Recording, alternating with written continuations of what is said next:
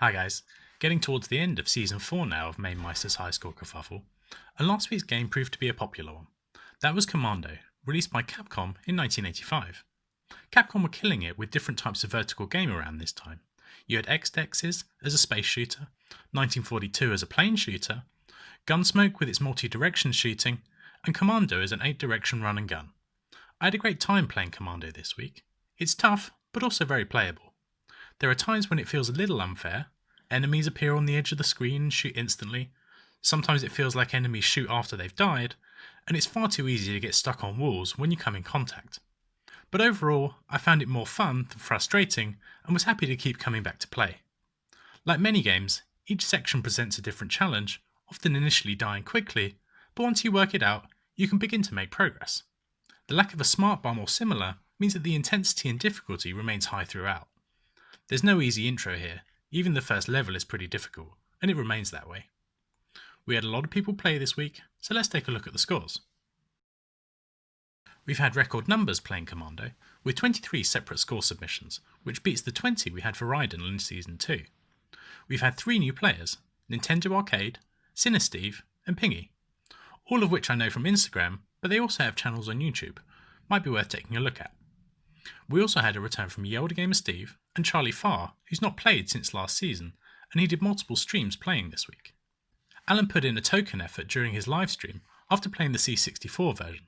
He's down in 22nd. Moxie is just ahead and has been putting some nice videos out, talking about each of the games we've had. Colin has been busy with work, but streamed his efforts on Saturday. He's in 18th. Moving into the points, we've got 2 of our new players, Cinesteve and Nintendo Arcade.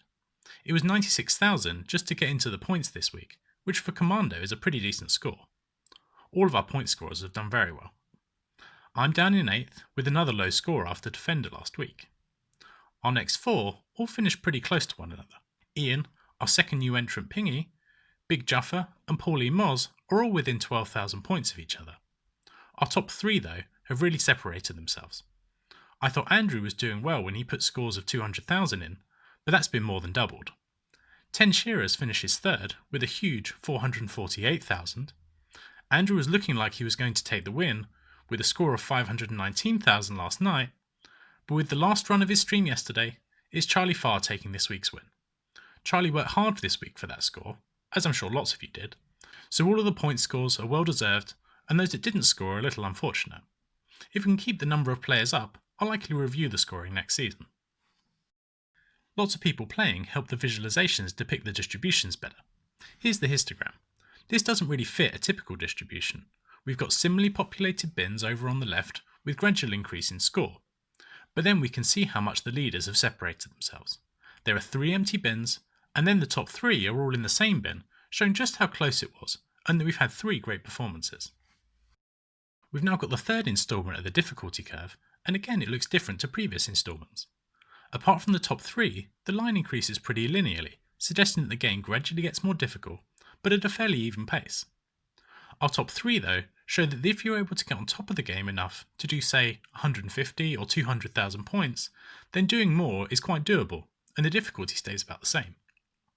Watching Charlie Farr, it was very much an endurance exercise and maintaining focus.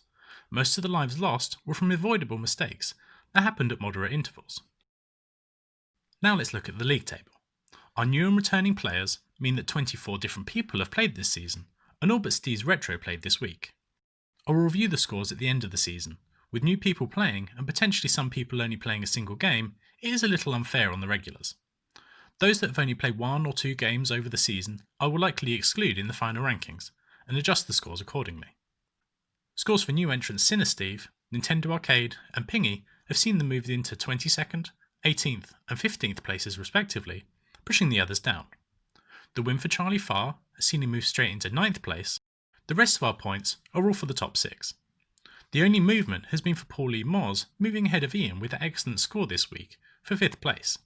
Only 2 points separate them now. Big Juffer is now 14 points ahead of me and is looking like he'll secure that 3rd place spot. And our top 2 remain unchanged. Andrew is now 7 points clear of 10 Shearers, which is the difference between 1st and 2nd places each week, so it's still all to play for. Let's see what we'll be playing this week. We all know Alan loves his shooters, And this season we've had vertical shooters, horizontal shooters, a run and gun, and now we've got a twin stick. And it's the daddy of twin stick shooters, the legendary Robotron 2084. It's another Williams Electronics game, released in 1982. The story behind this game coming to be is great. Eugene Jarvis was inspired by Berserk, and if you hold the fire button down, you can shoot in each direction by moving the joystick. Combining this with another joystick for movement provided the twin stick setup. Their prototype involved a Stargate arcade board and a pair of Atari 2600 joysticks. Those early days of developing new games must have been exciting times. I've only played a bit, but I certainly enjoy it, and it's another game I'm looking forward to putting more time into. I recently featured the game on a video I did on the Sega Saturn twin stick controller, so I'll be playing some with that, but I'll also give it a go with twin joysticks and see how it compares. After a record week of submissions, I'm hoping Robotron will be a popular choice again. I want to say thanks to everyone who plays. Without people taking part, there's no competition. I hope you enjoy playing some Robotron, and I'll be back next week with the scores. See you then.